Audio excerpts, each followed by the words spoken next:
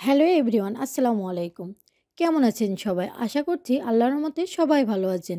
বরাবরের মতো আজও আমি চলে আসলাম নতুন একটা রেসিপি নিয়ে। সন্দেশ এমন একটা জিনিস যেটা ছোট বড় সকলেই পছন্দ করে। আর বাচ্চারা তো মাঝে মাঝেই সন্দেশ খাওয়ার জন্য বায়না ধরে। কিন্তু সবসময় বাজার থেকে কিনে আনা সম্ভব হয় না।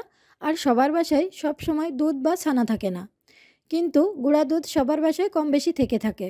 তাই আজ আমি আপনাদের সাথে শেয়ার করব দুধ বা ছানা না থাকলে কিভাবে গুঁড়া দুধ দিয়ে সন্দেশ তৈরি করবেন সেই রেসিপিটি। তাহলে আর কথা না বাড়িয়ে চলুন দেখে নেই সন্দেশ বানানোর প্রসেসটি। আর মাত্র 10 মিনিটেই বানিয়ে নেওয়া যায় গুঁড়া দুধের মজাদার এই সন্দেশটি। সন্দেশ বানানোর জন্য চুলায় আমি একটা প্যান বসিয়ে নিয়েছি। এখন প্যানের মধ্যে দিয়ে দিতে হবে 1 কাপ লিকুইড দুধ। এখানে যে কোনো ধরনের লিকুইড মিল্ক নেওয়া যাবে। তাছাড়াও দুধের পরিবর্তে এখানে শুধুমাত্র পানিও নেওয়া যাবে। এরপর এর মধ্যে দিয়ে দিতে হবে 1.5 কাপ গুঁড়া দুধ। আমি এখানে ডানোর গুঁড়া দুধ নিয়েছি। আপনারা চাইলে যে কোনো ব্র্যান্ডের গুঁড়া দুধ দিয়েও এটা বানিয়ে নিতে পারবেন। কিন্তু ডানো অথবা ডিপ্লোমা এই ব্র্যান্ডের দুধগুলো বেশি ভালো হয়। সাথে দিয়ে দিতে হবে সামান্য একটু এলাচ গুঁড়া। আমি শুধুমাত্র এলাচের পিসগুলো বের করে গুঁড়া করে নিয়েছি। এলাচ গুঁড়ার পরিবর্তে এখানে আস্ত এলাচও দেওয়া যাবে। আর যদি কেউ এলাচ পছন্দ না করেন সেক্ষেত্রে এলাচটা স্কিপও করতে পারবেন। কিন্তু এলাচ দিলে সন্দেশ থেকে এলাচের দারুণ সুঘ্রাণ বের হয়।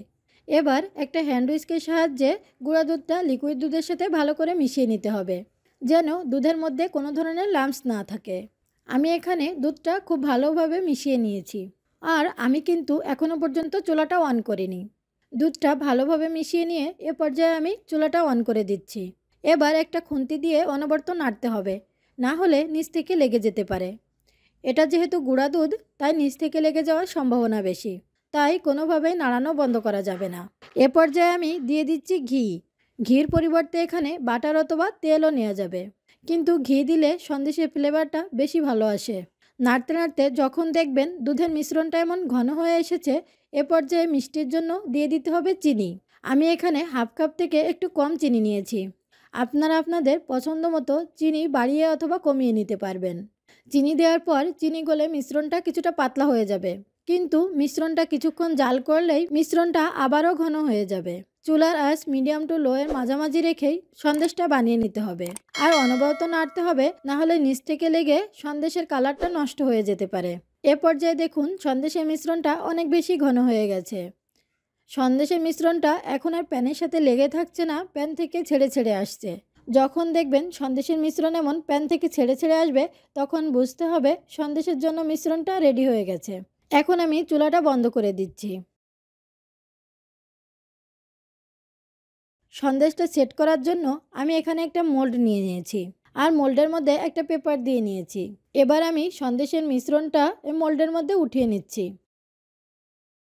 এবার একটা স্প্যাচুলার সাহায্যে সন্দেশের মিশ্রণটা সমান করে নিতে হবে এবং একটু চেপে চেপে বসিয়ে দিতে হবে।